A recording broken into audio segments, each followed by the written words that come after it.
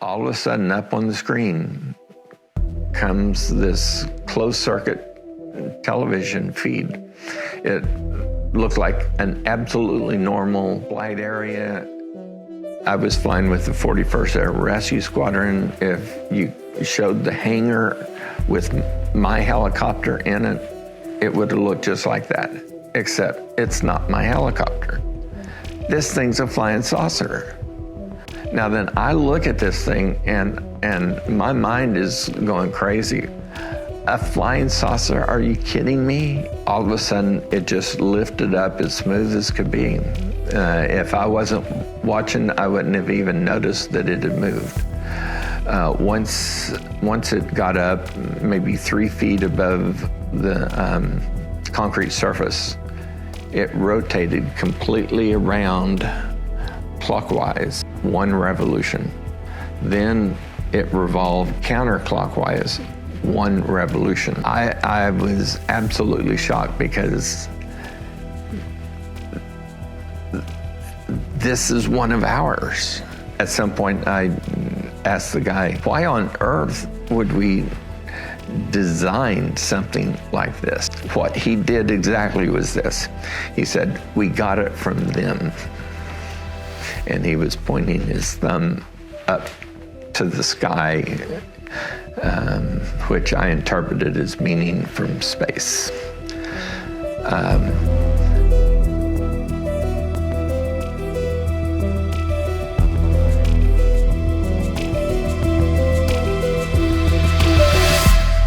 Welcome back. You're on the night shift. If you haven't already heard about Dr. Greg Rogers, the NASA whistleblower who saw a UFO in 1992, well, you're in for a treat because that's what we're going to talk about today. And this story is awesome. Why is it awesome? Because this is a credible story from a very credible person, an incredible story from a very credible person, I should say, with impeccable credentials, highly trained, observer, extremely intelligent, flight surgeon. This is the kind of data point that you can use to really flesh out a strong picture of what's going on vis-a-vis non-human intelligence, recovered technology from UFOs, crashed vehicles, and the whole reverse engineering program. Greg Rogers did a 30-something minute interview with the Daily Mail, which I will link to in the show notes. We're going to look at a few clips from that today, and we're also going to tie in some other clips from a few different interviews to see if we can stitch together a larger picture of what might be going on here and give it some greater context. But if you don't know who I'm talking about, let me tell you a little bit about Dr. Greg Rogers. Dr. Rogers is a distinguished physician whose career spans critical roles in both the U.S. Air Force and NASA. As a senior flight surgeon, he was instrumental in ensuring the health and safety of air crew and astronauts during pivotal periods of American space exploration. His tenure included providing medical support for space shuttle missions, where he was responsible for the well-being of astronauts and the implementation of safety protocols. So that's who we're dealing with here. If you want to take a look at his LinkedIn, you can. Dr. Greg Rogers, former NASA Air Force senior flight surgeon, chief of Aerospace Medicine, 45th Space Wing, Patrick Air Force Base, Cape Canaveral. 1989 to 93, chief of Aerospace Medicine, 71st Flying Training Wing, Vance Air Force Base, Oklahoma, 94 to 95. I mean, it doesn't get much more reliable than this. I mean, there he is in a NASA jet. Here's the Newsweek article. This is by Theo Berman. Ex-NASA official breaks decades-long silence on flying saucers. A former NASA flight surgeon has spoken out for the first time about a classified sighting he claims to have witnessed more than 30 years ago. Dr. Gregory Rogers, who served as NASA's chief flight surgeon and a U.S. Air Force major, revealed to the Daily Mail that in 1992, he secretly viewed security footage of what he described as a 20-foot flying saucer inside a Cape Canaveral hangar. Rogers said he kept quiet for over 3 decades, but decided to come forward following his recent retirement from the Department of Defense. Rogers' claims add to a growing number of accounts suggesting the U.S. military has secretly developed or recovered advanced aerial technology. He said the craft he observed appeared seamless, with no visible rivets or seams, and demonstrated movement capabilities beyond known human aviation technology. Quote, "I know exactly what I saw that day," Rogers told the Daily Mail. "It was in no fashion a conventional flying vehicle." He stated that his decision was motivated by ongoing testimonies from other military whistleblowers who allege the U.S. government has recovered alien crafts. And so again, this is Theo Berman's article in Newsweek. I'll link to it in the show notes. You can check it out there.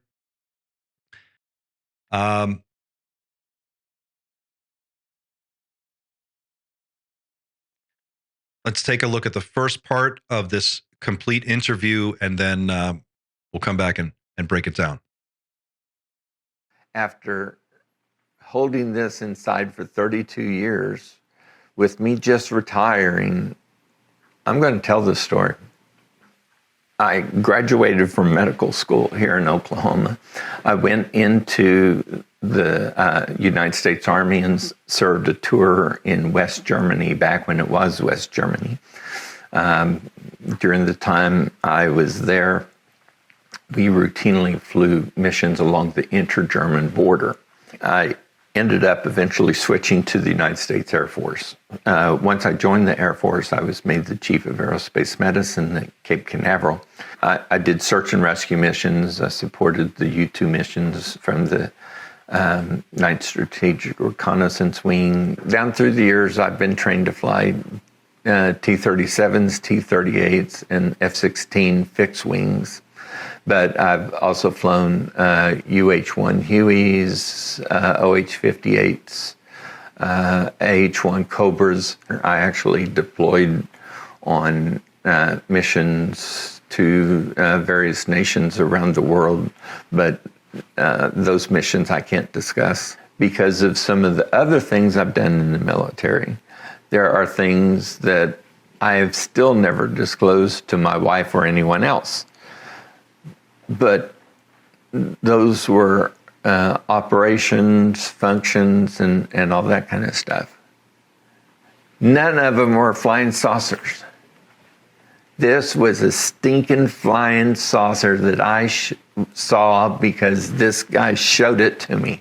I was the chief of aerospace medicine, so that meant that I oversaw all of the medical operations of all of the flight crews, the air traffic controllers. The overall commander of Patrick Air Force Base in Cape Canaveral was a general. Under that general was a colonel who was responsible for all of the medical operations, surgeries, all that sort of stuff.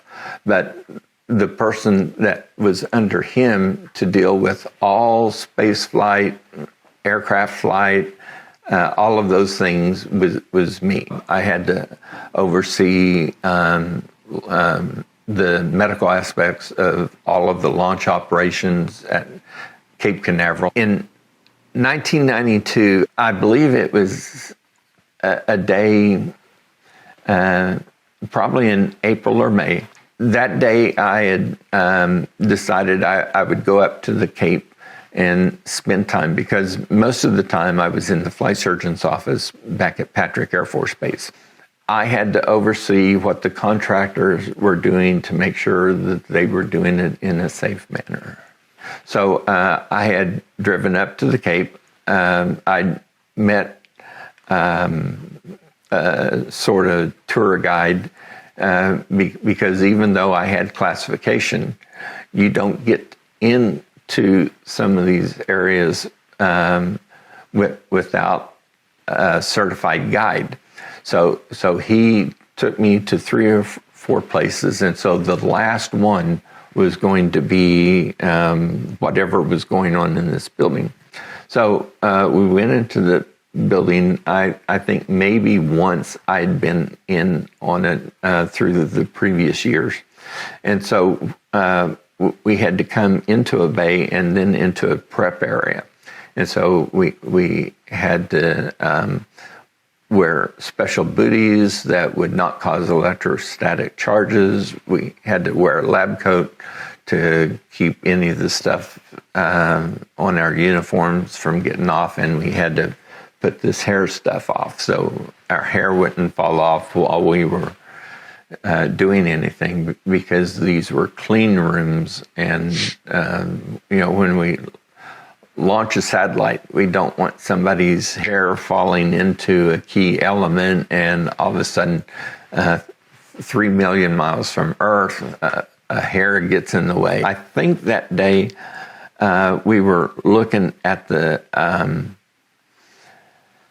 transfer tunnel for the space shuttle. The mid-deck pressurization area had a location that had to be hooked up to a transfer tunnel. But then the transfer tunnel would move and put you in line with the Space Hab module or the Space Lab module, whichever one was flying. And so they would hook this up in the space shuttle before they launched, and the astronauts could travel back and forth. I showed up thinking, there's not going to be anything to this. They're going to show me this thing. It's the last thing I'm going to look at the Cape, and then I'm going home. No big deal. So when we leave the clean bay, we had to take off our hair nets, take off our lab coats, take off our booties, and then we can leave. Well, he did that all the time, so man, boom, he was out of there. So I was being slow in doing mine, so I was maybe a minute behind him. I step out to the corridor, and I think, I'm just walking to the front. I'm getting into my car, and I'm going back to Patrick. But here's this major that's sitting there, and it's like he's lying wait for me.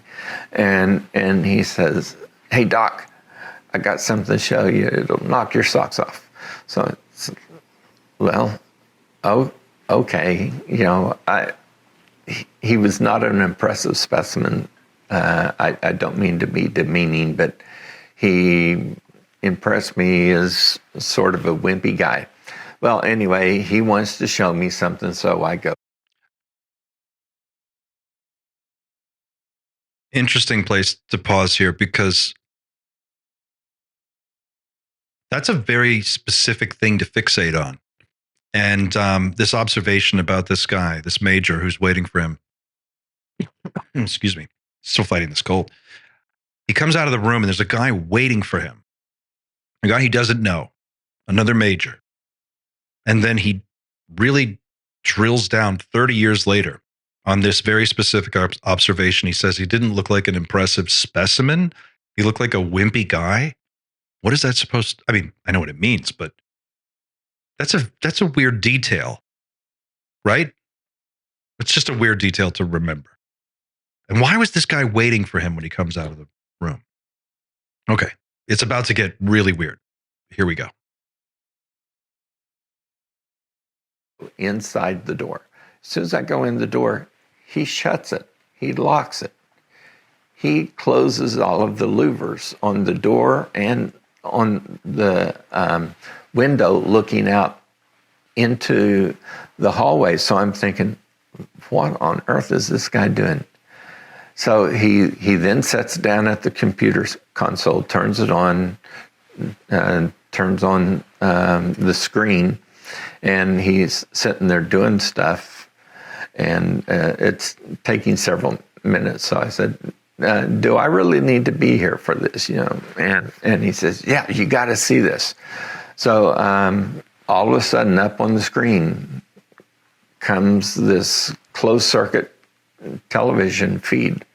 It looked like an absolutely normal flight area. I was flying with the 41st Air Rescue Squadron. If you showed the hangar with my helicopter in it, it would look just like that, except it's not my helicopter. This thing's a flying saucer.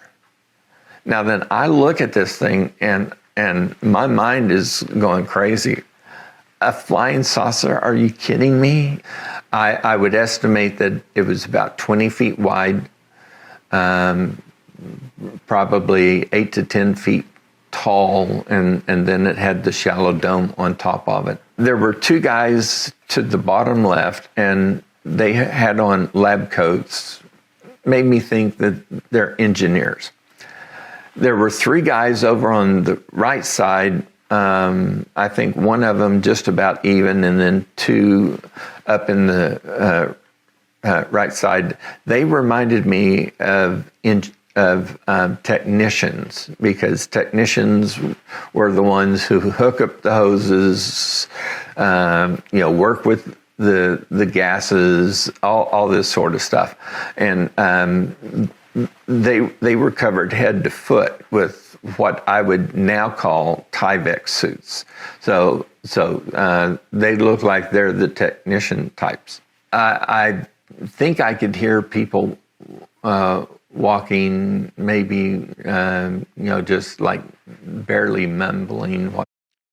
Quick thing about the size of the craft. He estimated it to be about 20 feet in diameter, seamless with a dome on top. We're going to look at a clip in a moment from an interview that Mark McCandlish did with Dr. Stephen Greer in the early to mid 1990s. And he talks about some different craft and has a thought about the size. There's something to do with the diameter of the craft and the way they work, the way they scale up. And there's something to do with the dimensions of the actual craft and how it works. I just wanted to point that out, because 20 feet across, 25 feet across is a very common size. And I think Bob Lazar talked about the sport model was about that size. And correct me if I'm wrong in the comments, but I believe it was more or less about that size. One of the reasons why he called it the sport model. They were saying, and then there was like a warning klaxon that went off, and it made this loud noise, and it's like a warning. Okay, we're beginning operations, and so everybody's scattered. I'm sitting there watching this for a few minutes, and all of a sudden I hear and see these things that look like electromagnetic charges coming off around this vehicle, but there's no devices from which they're emanating. On the space shuttle, the reaction control system, you can see the jets that they're going to use for maneuvering in space. There was nothing on this flying saucer. There were no antennas. There were no flight control surfaces. Everything was very smooth and blended. I saw no rivets, no seams, nothing. It was just like if you could sort of modify an egg into this shape, that's what it looked like. There was a little area on top which had a stick coming out. I have no idea what was in this, but at the top of it were umbilical hoses. Like if you were putting electricity, if you were feeding gases into it or whatever, there were 2 or 3 hoses coming down to this rod that went down into the dome that went in to the craft. So all of a sudden, it just lifted up as smooth as could be. If I wasn't watching, I wouldn't have even noticed that it had moved. Once it got up, maybe 3 feet above the concrete surface, it rotated completely around clockwise, 1 revolution. Then it revolved counterclockwise, 1 revolution.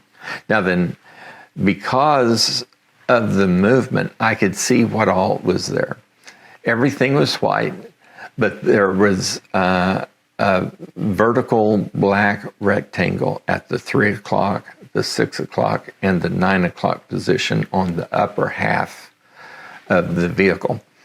At the beam, there were 4 horizontal rectangles. One was from the 12:30 to 2:30 position. One was from the 3:30 to 5:30 position. One was around the other side from the 6:30 to 8:30 position. And then one was from the 9:30 to 11:30 position. I could not see the ones on the other side, but as it rotated, I could see what those were. Now, the only other thing that was present on the vehicle was at what I would call the 12 o'clock position, because it's different from everything else. And so as it ended up rotating, just above the beam, it said U.S. Air Force.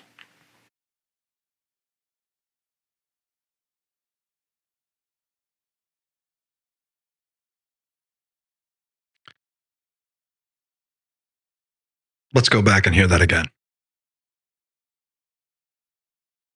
And so as it ended up rotating, just above the beam, it said U.S. Air Force.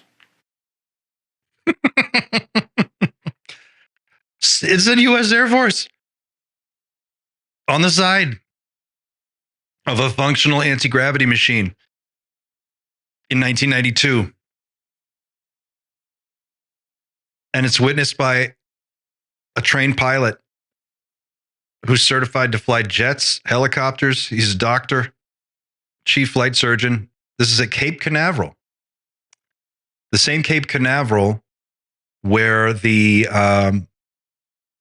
sphere was spotted in that video footage from, it was the Jesse Michaels American Alchemy Harold Malmgren episode, where they talked about the nuclear atmospheric detonation tests that they were doing. I think it was called Starfish Prime. They were detonating nuclear weapons in the atmosphere to see what the effects would be, like you do. And when they were getting ready to test, they had the test missile on the pad at Cape Canaveral, and a sphere or an orb was spotted surveilling the missile. And then later, when they launched that same missile, and it was armed, and they launched it from, I want to say it was in Texas. Was it in Texas? It wasn't in Cape Canaveral when they actually launched it. When they launched it, there was a sphere that got knocked out of the sky, and the Navy recovered it. So Cape Canaveral, the same Cape Canaveral where the SpaceX rocket exploded, and there was a sphere sighted just the instant before the rocket exploded on the pad, passing right by the rocket. That was really interesting. That Cape Canaveral. So he's in a clean room, but he's in an office looking at a surveillance video, I guess, or a security camera video, or a live feed from a hangar there at Cape Canaveral where they're testing this craft. And on the side of the craft, it lifts up in the air silently, rotates around clockwise, counterclockwise. It's got markers painted on the side of it, or tape on the side of it, so as it rotates, they can, I'm guessing, track the motion of the craft. And it's got a U.S. Air Force flight insignia on the side. So in 1992, this is interesting. We had a functional anti-gravity craft. It had umbilicals coming out of the top of the dome. And Greg Rogers is suggesting they may have been supplying power or some kind of other material or gas or some other substance that the device needs. I would assume it's power, but I mean, what do I know?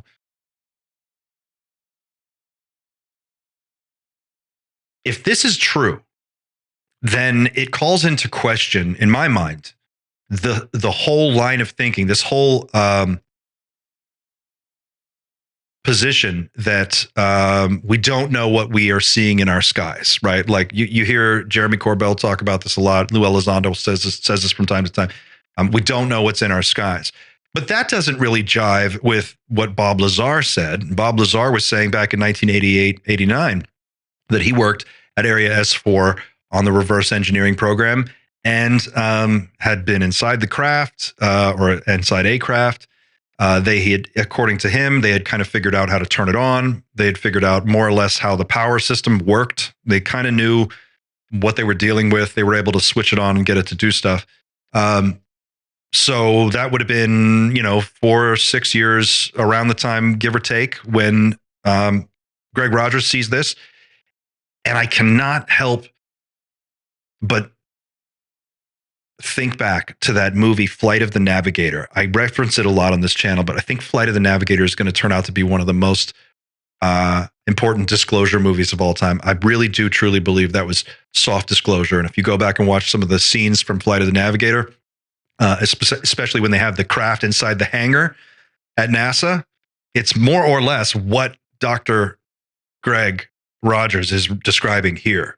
So this is what he's seeing. And there is an interview with a aerospace illustrator by the name of Mark McCandlish that Stephen Greer did years and years and years ago, almost, I would say 30 years ago or more, mid-90s, I want to say, or early 2000s. We're going to go to a clip from that interview, and I want you to listen to what Mark McCandlish has to say. Now, Mark McCandlish is an aerospace illustrator. He's a technical illustrator. He does schematic drawings for aerospace defense contractors to help them sort of visualize, what it is that they're working on or what they want to work on. So he has a very deft hand at this and at understanding the dimensions of a craft, the specific details that make something functional.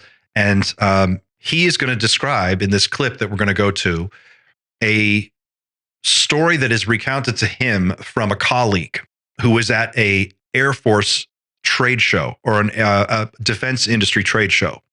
Listen to what he has to say about what he saw at this trade show, as described by Mark McCandlish. Getting back to Brad's story at Norton Air Force Base, one of the other things that he said was that after they showed them all of this aircraft and all these little hovercraft and the flying wing and all this thing, he said they had a big black curtain that divided the hangar into two different areas, and that behind these curtains was another big area, and inside this area they had all the lights turned off, and they go in, they turn the lights on, and here are 3 flying saucers floating off the floor. No cables suspended from the ceiling holding them up, no landing gear underneath, just floating, hovering above the floor. And they had little exhibits. They had a TV, a little videotape running showing the smallest of the 3 vehicles sitting out in the desert, presumably over a dry lake bed at someplace like Area 51. And it showed this vehicle making 3 little quick hopping motions like that, and then accelerating straight up and out of sight until you couldn't see it, and completely disappearing from view in just a couple of seconds. I mean, just boom, no sound, no sonic boom, nothing. They had a cutaway illustration, pretty much like the one I'll show you in a little bit, that showed what the internal components of this vehicle were. And they had some of the panels taken off so you could actually look in and see oxygen tanks and a little robotic arm that could extend out from the side of the vehicle for collecting samples and things. So obviously, this is a vehicle that not only is capable of flying around through the atmosphere, but it's also capable of going out to space and collecting samples. And it's using a type of propulsion system that doesn't make any noise. As far as he could see, it had no moving parts, and didn't have any exhaust gases or fuel to be expended. It was just there, hovering. So he listened intently and collected as much information as he could, and when he came back, he told me how he'd seen these 3 flying saucers in this hangar at Norton Air Force Base on November 12th, 1988. It was a Saturday. And he said that the smallest was somewhat bell-shaped. They were all identical in shape and proportion, except that there were three different sizes. The smallest, at its widest part, flat on the bottom, somewhat bell-shaped, had a dome or like a half of a sphere on top, and then a little ledge around that, and then sloping sides like a skirt, and then the flat bottom. And the sides were sloping at about I'd say about a 35-degree angle from pure vertical. And the panels that were around that skirt were what had been removed so that he could see, these big oxygen tanks inside. And he was very specific in describing the oxygen tanks as being about 16 to 18 inches in diameter, about 6 feet long, and they were all radially oriented like the spokes of the wheel. But this dome that was visible on the top was actually the upper half of a big sphere-shaped crew compartment that was in the middle of the vehicle. And around the middle of this vehicle, this ledge that was perceived when you could just see the outside of this vehicle, was actually a large plastic casting that had this big set of copper coils in it. I said it was about 18 inches wide at the top, about 8 to 9 inches thick, had, maybe 15 to 20 stacked layers of copper coils inside of it. And then the bottom of the vehicle was about maybe 11 or 12 inches thick.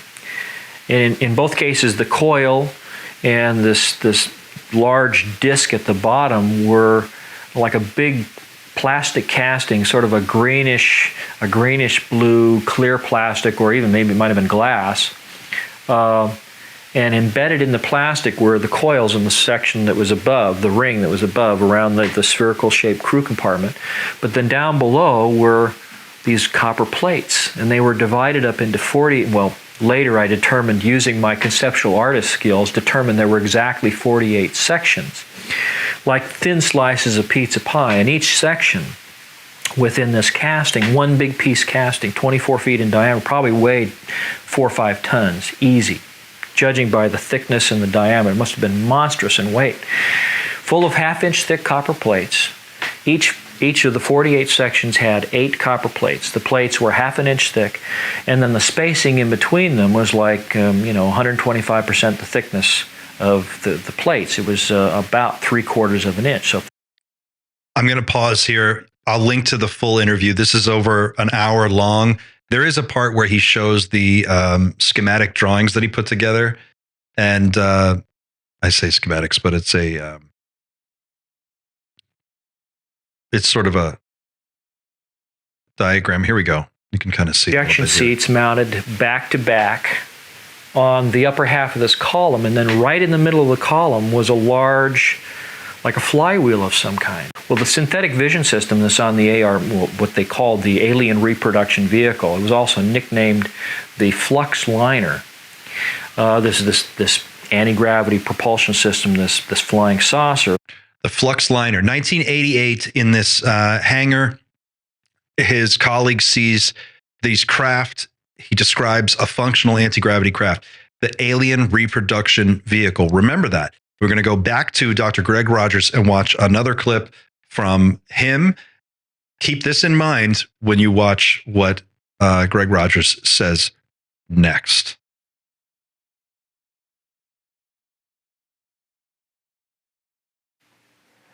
Above it had the U.S. flying insignia.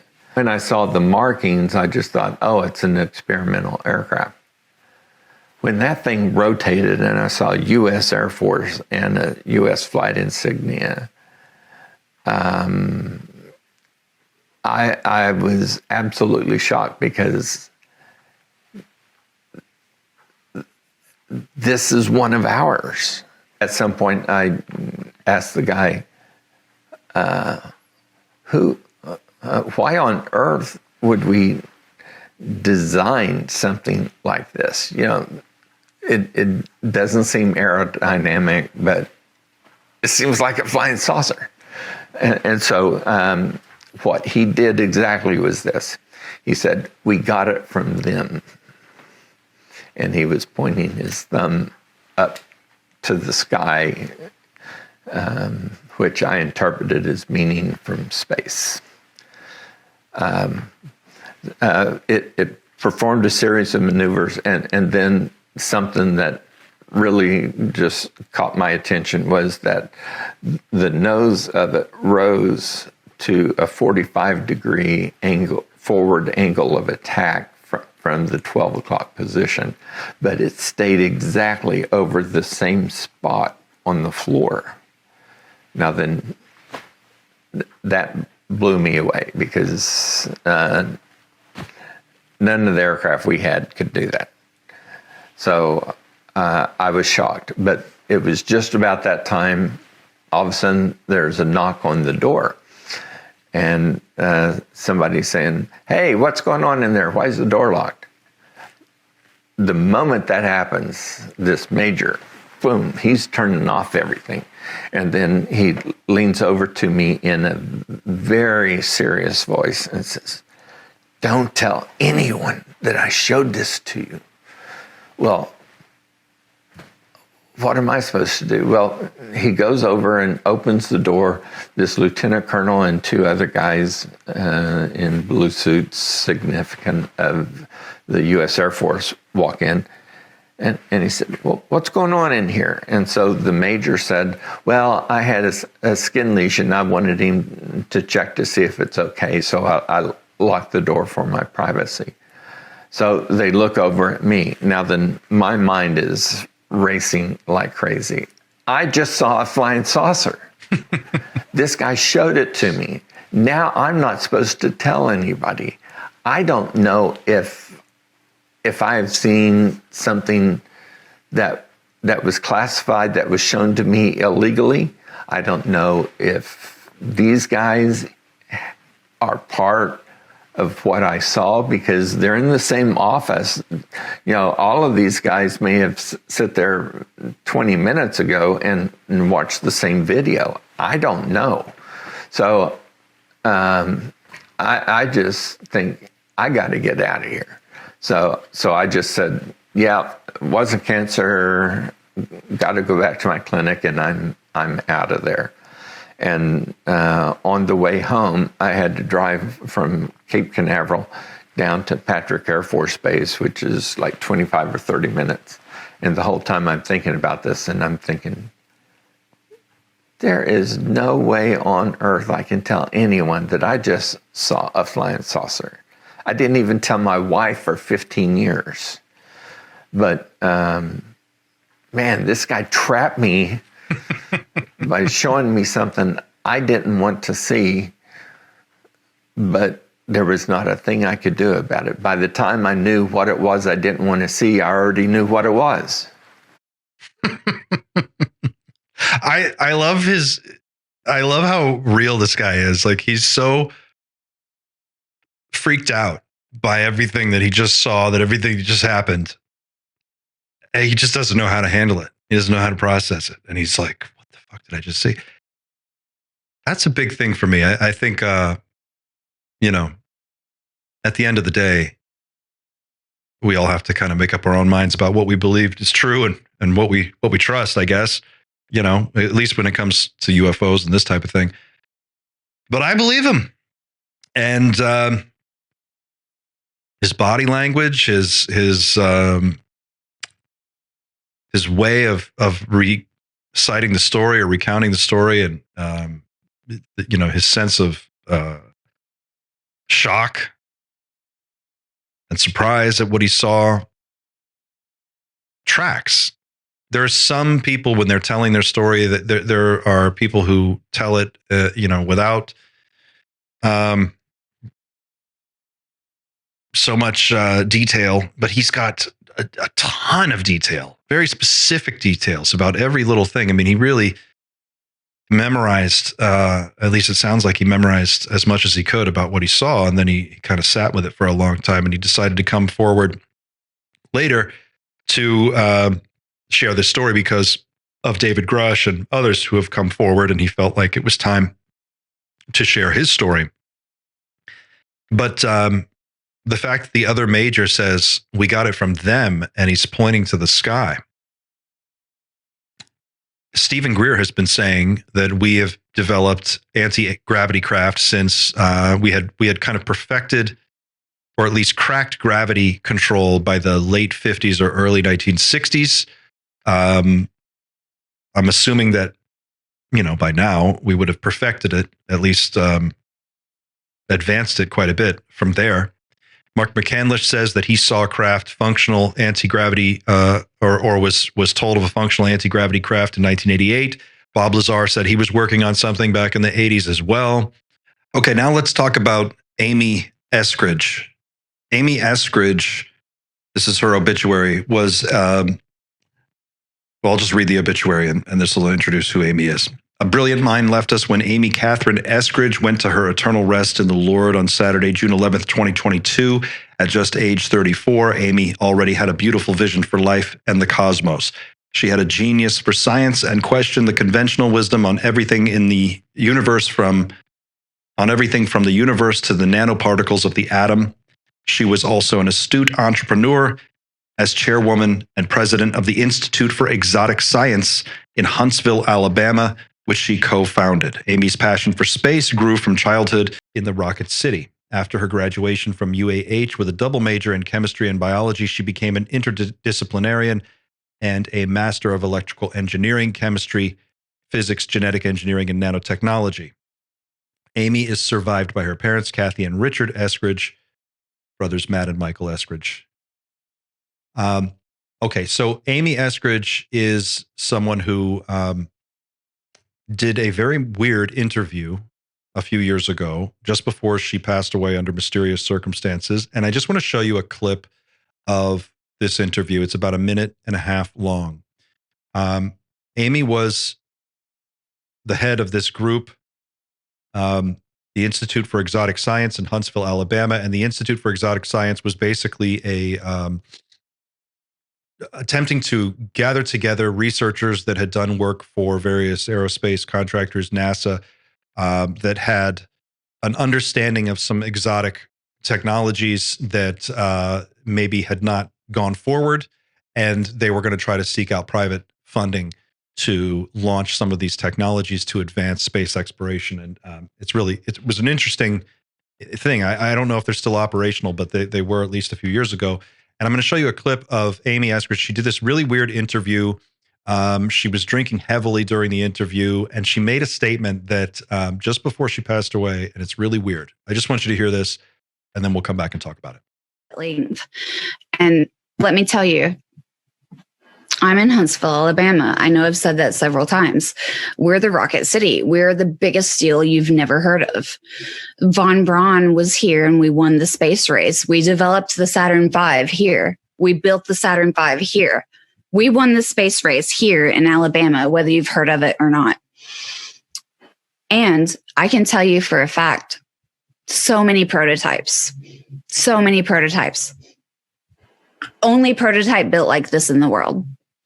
You turn it on the first time, it works exactly like you thought it would the first time. Great data. You apply for more funding to test it more thoroughly, they cancel it. It goes to NASA divestment. It goes to the auction block. People bid on it. And literally scrap metal vendors win the bid and melt it down for scrap metal and sell it. We could be crazy far. We could be on the moons of Jupiter. We could be exploring Pluto that isn't even a planet anymore if we had spent money differently. I can tell you the names of so many NASA scientists that are depressed and they want to kill themselves because they have built prototype after prototype after prototype in Huntsville, Alabama. First in the world, never before seen, worked the first time you turned it on exactly like you thought. And it was canceled and melted down for scrap metal. Weird, right? And I don't know how many of you out there remember this, but a number of years ago, there was an anti-gravity researcher by the name of Ning Li. Ning Li was in, you guessed it, Huntsville, Alabama. And Ning Li disappeared under mysterious circumstances shortly after a breakthrough. And here's a picture of Ning Li with her colleagues holding what we believe to be a functional gravity control device. In other words, this device supposedly, at least according to the going story, reduced the weight of objects placed above it. And Ning Li disappeared shortly thereafter. And there's an article in the Huntsville Business Journal, I think, the case of the missing anti-gravity researcher, supposedly, and Amy Eskridge goes into more detail in this longer interview, which I will also link to in the show notes. Supposedly, she was recruited to go to China, or she went underground here in the United States to do classified research. She's, I believe, passed on a number of years ago, but it was a really interesting case. So all of this is to say that there is a clear thread tying together for at least 30, 40, 50 years, somewhere in there, of anti-gravity technology development happening here in our own classified research programs. Some people, like Bob Lazar, and like this interview here with Dr. Greg Rogers, are on record. Stephen Greer is another one, saying that this technology was reverse engineered from recovered non-human craft. Others, and again, Stephen Greer he says a lot of things. I think it's hard to put his whole kind of thesis into one brief statement for a video, but he's also said that we have developed our own anti-gravity technology that's based on T. Townsend Brown and electrogravitics. And so I want to take one last diversion, and I want to go to a now deleted Reddit post that just popped up about 5 days ago, and then it was quickly deleted. And I just want to show this to you because I'm still working my way through this, but I think this is interesting. I just started reading through this today. This is the BAS leak. BAS stands for Bigelow Advanced Aerospace Studies, I think. Here's this Reddit post, and it's been deleted, but this was up on RUFOs. It says, I was a private contractor for various DoD agencies. I am speaking now because this shit has gone too far off the deep end. I will provide some evidence. It says whistleblower. Now, it's a Reddit post. I get it. We can't really take this at face value. I mean, we don't know what we're dealing with here. It could quite literally just be complete bullshit. But when you read through it, there is a really interesting couple of paragraphs in the middle here. I just want to read these to you, just so you can follow along with me. I think this is interesting. So in the first part of this whistleblower goes basically into describing a little bit about their background and in electrical engineering and the types of things that they've worked on. They make some commentary about people in the disclosure movement, Lou Elizondo specifically, David Grush is mentioned, Jay Stratton, Sean Kirkpatrick, Jeremy Corbell, Jake Barber, among others. But then it gets down to here and it says, human beings, through both novel innovation and also through reverse engineering, not mutually exclusive, have mastered anti-gravity to a certain degree. When I say certain degree, I mean operational craft that can leave our solar system. It sounds nuts, but it is the truth. Some have succeeded by means of pure human ingenuity, and others did it with access to recovered UAP materials. This level of mastery exceeds anything that even our most traditionally secret .mil programs have. Booz Allen, Honeywell, Lockheed Martin, MITRE, M-I-T-R-E, Corp, Raytheon, Boeing, etc., all have their own versions of various anti-gravity technologies. There is a difference between gravitational shielding, repulsion, and actually generating HFGW, high-frequency gravitational waves. The pursuit of Thomas Townsend Brown is exactly where people should be looking. Zero-point energy manipulation has to do with the EM vector potential. That is as far as I will go on that. I was involved in a project that utilized Tesla turbines, plasma toroid chambers, microwaves, crystals, extremely strong rotating magnets, and various other obtainable components that generated many kilowatts of gravitational waves, or gravitons. as some call it, in a private BAE lab. The total cost of the project was just under $3 million USD to build the gravity generator. It can and has been done time and time again, successfully. Gravitational waves are measured electromagnetically due to it being a consequence of the curvature of space-time itself. Metamaterials are not needed to generate macroscopic proof of concept gravitational phenomena, plain and simple. And he goes on and includes this Bigelow Aerospace Advanced Space Studies PDF from December 2nd, 2008, which talks a little bit about some of the reverse engineering work that has been done. Gravitational waves includes some schematics, or not, I keep saying schematics. I love the word schematics, but some imagery here of the Tic Tac, which according to this whistleblower is ours. According to Stephen Greer is ours. Here's some data. So I haven't had a chance to go through this in detail. Advanced Aerospace Weapons System Application Program. But some people have run these documents through AI to suss out their legitimacy. And at least according to the people I've talked to, they seem legit. Here's James Lakatsky, DIA, U.S. government. Here's an email to him. The Bigelow facility has been assigned SCIF ID DI09021. The facility packet has been assigned to DAC 2A2 West Region team for review. A lot of stuff in here. I'm going to go through that and do another video on it. But for now, I think the most important thing here is that Major Gregory Rogers, NASA flight surgeon, chief of medicine for this period of time at Cape Canaveral, is saying that he saw a functional anti-gravity craft, a functional flying saucer with an Air Force logo on the side of it. It was in a hangar. It was being tested. There were technicians standing around in Tyvek suits. They were pointing at it. They had, umbilicals coming out of the top of this thing. He said it levitated off the ground, rotated around silently. And if you were standing next to it, you wouldn't even hear it. A crazy, crazy story. It would be unbelievable if I didn't already hear it from a number of other people. And so hearing it just from another person of his experience and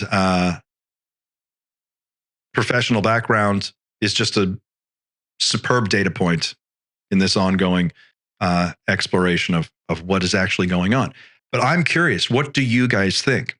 If this is true, right? If we can believe him, and I do, then we do know what's in our skies. We totally know what's in our skies. And this whole line of thinking about we don't know what's in our skies. We have no idea how these things fly, how they work, what makes them go, what makes them tick. We do know. We totally know. According to Bob Lazar, we knew back in 1988, more or less.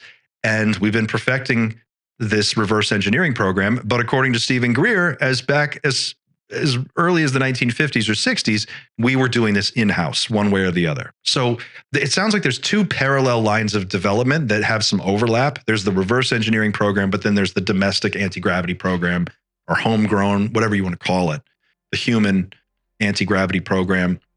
Now, there are so many other things I want to talk about with regard to this interview that just tie into this. We don't have time to do it all today. But come back on Friday. Every Friday we do Night Shift Live, Friday Night Live. It's a roundtable with some of the greatest thinkers and coolest minds in the UFO, UAP disclosure conversation right now. And we roundtable all these topics. We talk about recent events, what's going on in the news, whistleblower stuff, and we break it down and try to figure out what's at the heart of it all. And those weekly live streams on Fridays are open. We have an open, we take calls, live call-ins, open chat with our audience so you can participate in the show and be a part of the action. Please, I encourage you to come join us Fridays, 2 p.m. Eastern Standard Time for Night Shift, Friday Night Lives. They are great. They're a lot of fun. And if you can't be there on Friday, let me know what you think in the comments. I'm curious, does this interview sort of call into question a lot of the narrative that's floating around that's saying we don't know what we're dealing with? Maybe we totally know what we're dealing with. And if you take Mark McCandlish at his word, these craft have been around for a long time and working for a long time. They're beat up, a lot of them. How far along could we be today? And here's another question to ponder. Richard Dolan talks about secret space program and the possibility of a breakaway civilization. If there are numerous anti-gravity programs running from various different aerospace defense contractors, not only in the United States, but I'm assuming also in Russia and China as well, and other countries, who knows? Then how far along are those programs? You don't just build this stuff and not use it. It's not just going to sit here in a hangar or out in the desert. They're going to take it out. They're going to take it for a spin. It's going to go out. Who wouldn't go to Mars? Why wouldn't you zip out to the edge of the solar system or beyond if you had this technology? So, all kinds of different questions here. I'm curious about what your thoughts are. Let me know in the comments. If you haven't already, please consider becoming a subscriber. It doesn't cost a dime. It only takes a second. It really does help the channel. Thank you for watching. Don't forget to like and share this video. I will see you on the next one. Until then, keep looking up.